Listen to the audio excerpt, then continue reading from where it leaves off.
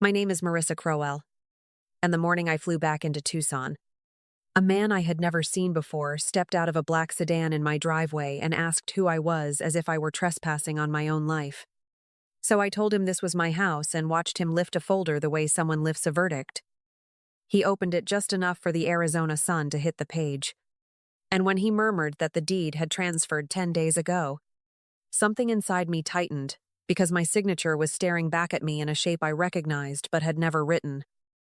I stood there long enough for the heat to slip down my spine, while he apologized in a quiet voice that didn't match the weight of the moment, and added that he had paperwork proving the sale was clean. I stepped closer, asking how any of this could exist without me, and he shifted his stance before explaining that he closed through a notary who confirmed everything was legitimate, then pointed toward the porch, where a moving company had apparently finished the last of my things earlier that week. He said he thought I knew, and the way his eyes dropped told me he already sensed the truth sitting between us like a cracked tile on the walkway. I told him I had been out of state, nowhere near Tucson on the date stamped across the bottom of the document, and the shock that flickered across his face was the first real evidence that the lie on that page wasn't subtle, it was a deliberate act. He hesitated before offering a slip of paper with an address where he believed my belongings had been taken. And the apology in his voice deepened when he admitted he thought the arrangement was family approved. I kept looking at the signature until my vision steadied around its forgery, and the air felt heavier than the desert heat because the only people who had access to my documents were the people who once claimed they loved me. I folded the paper between my fingers and told him I would go to the storage unit myself. And the moment I turned away from the house, I realized the day had already stopped being about what I lost and started being about what had been done to me. I drove to the address on the slip Mr. Pierce had handed me, and when the rows of corrugated metal came into view, he whispered an apology that they were told everything was approved, which landed heavier once I lifted the unit door and felt a wave of heat swallow the air around me.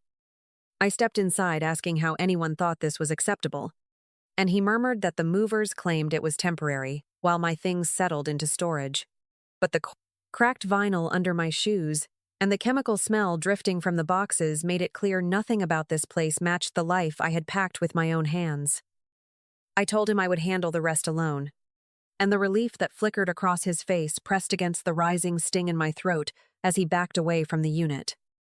I moved toward the box labeled office and tried to steady my breath while lifting the lid, and the warped diploma curled against the side made a soft scraping sound when I touched its splintered frame, as if the heat had turned years of work into something brittle enough to fold. I whispered that none of this should have been here, and when I reached for the box, marked Grandma the sweat along my arms cooled in a single streak because the album inside had fused into a solid block where each sleeve peeled away in strips that carried the ink with them. I tried to separate one page from the next and watched the colors smear in my hands the way things dissolve when they are left somewhere they were never meant to survive. I told myself to keep going, but standing over that ruined album felt like standing inside a moment that refused to move, and the air thickened around the shape of what I had lost as clearly as the melted plastic pressed against my fingers. I pressed my palm against the concrete to steady myself and heard my own voice break when I said that saving a few dollars on climate control had cost them every picture of a woman who held our family together. And the truth of that sentence sat sharper than the heat. I wiped my hands on my jeans even though the color still stained my fingertips, and the weight of those ruined pages closed around me long enough for something to shift in a way I couldn't take back. When I called my mother outside the storage unit, the first thing I heard was her breath tightening, as if I had inconvenienced her day. And before I could finish telling her the house was gone, she cut across me with a sharp, "Why are you being dramatic when nothing was destroyed?" And Bryce simply needed the space more than I did. I kept my voice steady while asking how a forged deed bearing my signature could ever be excused. And she rushed into the gap insisting it was a family decision because a man building a future deserves a real home, while a 31-year-old daughter with no husband and no children should not cling to something she turning as well, barely used. I told her the storage unit had turned my grandmother's album into a melted block, and she exhaled in that tired way she uses to end conversations, muttering that I always make everything about myself. And the call ended in a flat click that settled over the ruined boxes like dust.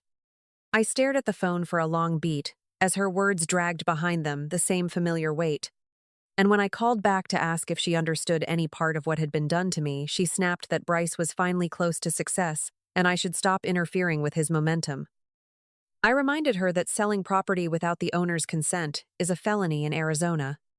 And she answered with a cold, "Then take it up with the courts, if you think you're so injured. But don't expect us to clean up the consequences if you insist on making this ugly." I lowered the phone and felt the heat rise from the concrete in a way that matched the silence between us. A silence built from every sentence she had chosen to defend at my expense. I tried once more to steady the conversation and asked whether she understood my travel records alone proved I wasn't even in the country. And she dismissed the point with a clipped, "Nobody cares where you were because Bryce needed the liquidity, and we all agreed it was the right move."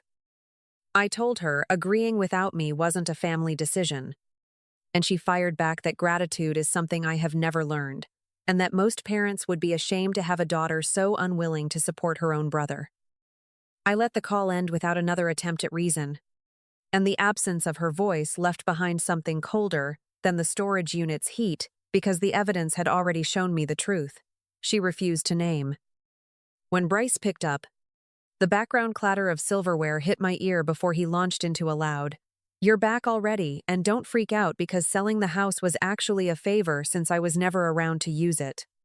And the smug beat in his voice landed harder than the heat, still clinging to my clothes. I cut through his rambling with the question of how he managed to sign my name on a deed when I was out of the country. And he brushed it off with a casual, "I managed our assets because someone had to while you were off, chasing whatever it is you call a career." I told him forging a power of attorney is a felony in Arizona. And he laughed under his breath as if the word felony were an exaggeration, insisting real families don't get hung up on paperwork when liquidity is needed. I asked where the money was, and he launched into a triumphant, "It's invested and tied up in cold storage, so don't embarrass yourself by pretending you understand crypto." Then shifted into a lecture about how I should feel, grateful he cashed out before the market dipped because timing is everything. I reminded him my belongings were sitting in a metal box, and he countered with, "You're single and barely home and don't need a 4-bedroom place when I have a fiancé and responsibilities now." The kind adults acknowledge, instead of hoarding property like a safety blanket.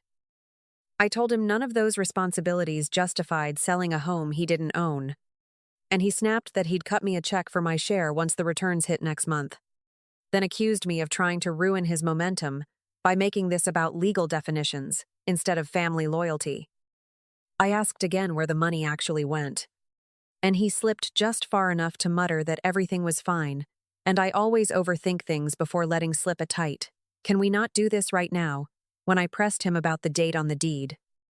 I told him every record proves I was thousands of miles away at that exact minute. And he fired back with, "You abandoned us and left that place to rot, and someone had to step up."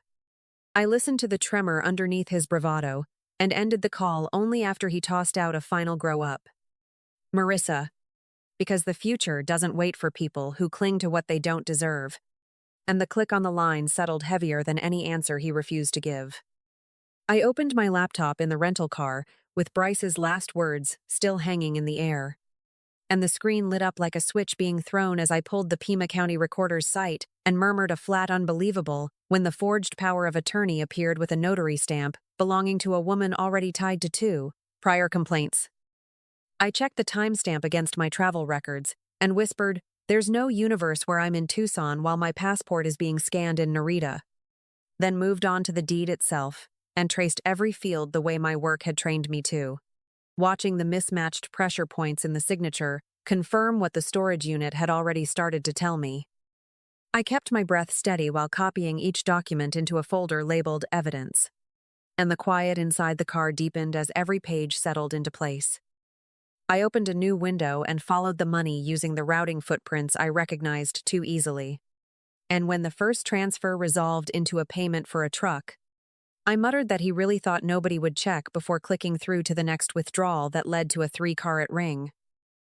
The final transfer showed a travel package for 4, and I leaned back with the kind of clarity that comes only when the numbers refuse to lie. Every transaction forming a ledger of choices Bryce never meant me to see. I gathered the files into a single sequence and added the metadata from my flight, then whispered that this was no longer a family dispute, letting the weight of those documents settle into the space where shock had been an hour earlier. I reviewed the package one last time and closed the laptop with the certainty that nothing in it could be dismissed as misunderstanding. And the hum of the car's air vent sharpened the edges of the silence while I decided which precinct handled deed fraud this week. I checked the binder template I kept for field audits and murmured, "This will do," then slid the evidence into place. Page after page, aligning themselves into a record built from facts no apology could undo. I steadied my hands on the wheel and let the stillness finish forming around me. Because the work in front of me wasn't grief anymore, it was procedure. I carried the bound evidence into the precinct with the quiet certainty that everything inside it was already aligned. And when I stepped up to the front desk, the officer glanced at the cover before asking what I needed. So I told him I wasn't filing a complaint, but delivering a completed case involving forged deed, identity theft, and wire fraud. He studied the first page long enough for his posture to shift, then motioned me toward the hallway while murmuring that this needed a detective, and the controlled urgency in his voice matched the weight of the documents pressed against my palm. I followed him without adding anything more, because the papers spoke louder than I ever could. Detective Rowan Mitchell met me with a cautious look, and before he reached for the binder, he asked what made me so certain this wasn't a family dispute resolved by civil court. So I opened the summary page and told him the signature on the deed places me in Tucson, on a day when my passport was stamped in Narita, and my airline manifest corroborates the movement. He skimmed the forged power of attorney and muttered that the notary was already under review, then paused at the transfers and remarked that the money trail alone warranted a felony investigation. I kept still while he read the final page, and the silence between us formed its own acknowledgement that the evidence no longer left room for anyone to minimize what had happened. He closed the binder and said, "This justifies immediate action," then reached for the phone to request a judge for a warrant. And the steadiness in his tone marked the first time all day that someone responded to the facts instead of the family narrative. I confirmed the location data for Bryce's new truck when Mitchell asked, and he nodded while remarking that having GPS access simplified the process more than I realized. I told him the unit was linked to the financing account Bryce opened with stolen proceeds, and the brief lift of his brow was the only reaction he allowed before advising me to stand by for confirmation once the judge signed. I stepped out into the hallway with the sound of his call carrying faintly behind me, and the cool air settled against my skin in a way the desert heat never could. Not because anything had eased, but because the pieces were finally where they belonged. I checked the timestamp on the warrant request as a notification hit my phone, and the precision of each step aligned itself with the evidence I had already built, leaving no space for doubt and even less space for regret. I walked into the restaurant after confirming the GPS pin Mitchell had pulled from the truck's financing account, and the hush that rolled across the room when I stopped at their table didn't slow me as Bryce lifted his glass and froze mid-toast while I told him we needed to talk. He tried to laugh it off with a loud, "What are you doing here and shouldn't you be grateful? I handled the house." But Jenna's smile faltered when I pulled the envelope from my bag and said the phrases "handled" and "house" don't survive the evidence inside this packet. My parents stared as though I'd disrupted a ceremony, and my mother's voice cut through the low music with an accusatory, "Why must you ruin everything when your brother is finally catching a break?" I placed the first page on the table and told them the forged signature places me in Tucson on a morning when my passport was stamped in Narita. And Jenna turned toward Bryce, asking if he hadn't told her the money came from a crypto win he'd been celebrating for weeks. He pushed the page away, claiming I was twisting facts to make him look irresponsible. But I slid the next sheet across the linen and explained that the payment for the truck left his account 90 minutes after the fraudulent deed posted.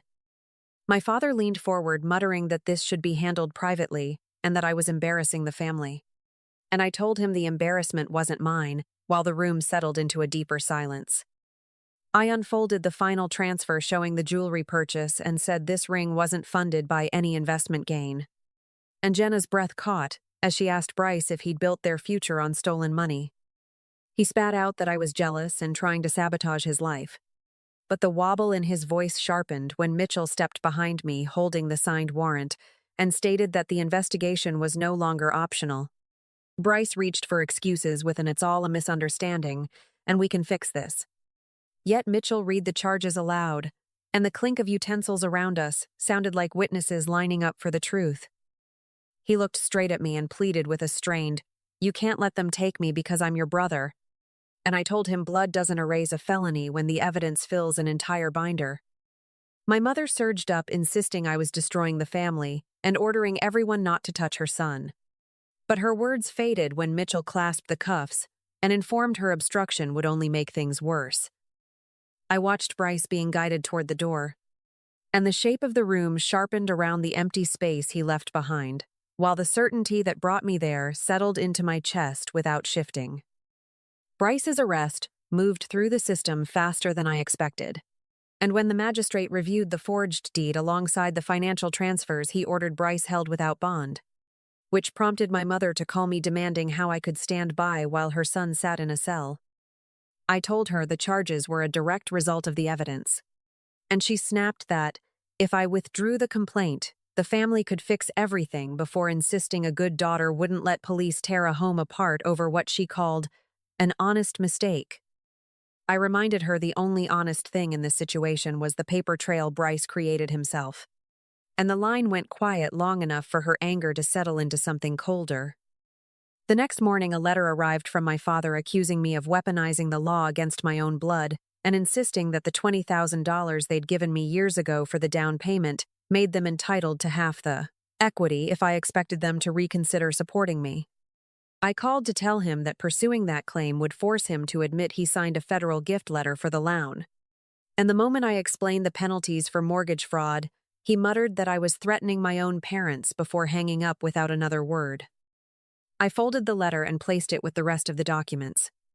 The ink still fresh enough to mark how quickly loyalty shifted when accountability entered the room. Jenna reached out later asking if everything Bryce told her had been a lie, and I answered only by confirming the transactions in the evidence packet, which left her whispering that she had no idea her engagement ring came from stolen money. I let the silence hold while she processed the truth, and she finally said she was done defending someone who built his future on fraud. I ended the call quietly and stepped outside as the evening heat settled over Tucson, the weight of every consequence circling back to the fact that the facts alone had driven each of them to their own breaking point. I finalized the legal transfer of the house back to Mr. Pierce once investigators confirmed the fraudulent deed void. And when he thanked me for untangling a mess he never meant to walk into, I told him the clean title he held now was the only part of this story that deserved to stay standing. He nodded with a quiet relief that matched the stillness around us. And the moment I stepped out of his doorway, the weight of the last few weeks loosened just enough for the air to feel different. I walked toward my car knowing that whatever had been taken from me no longer had the power to follow me home. I moved into a high-rise on the east side of Tucson, and when the sun dropped behind the Rincon Mountains, I stood on my balcony telling myself this was mine in a way no signature could challenge. The glass railing caught the last of the light as I whispered that silence felt different when it wasn't carved by loss. And the truth of that settled quietly between the buildings below.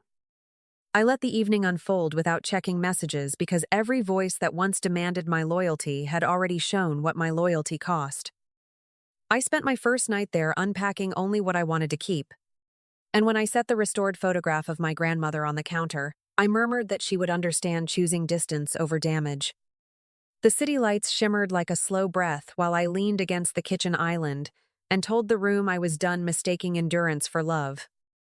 I closed the last box just as the skyline dimmed into blue, and the quiet hum of the apartment wrapped around me in a way that made it clear I had stepped out of something heavy and into something finally mine. I stood by the window of my new place and told anyone still listening that stories like mine don't end so much as they shift into something steadier. The quiet felt earned, and I hoped whoever needed that reminder could carry it with them. If this chapter stayed with you, feel free to stay for the next.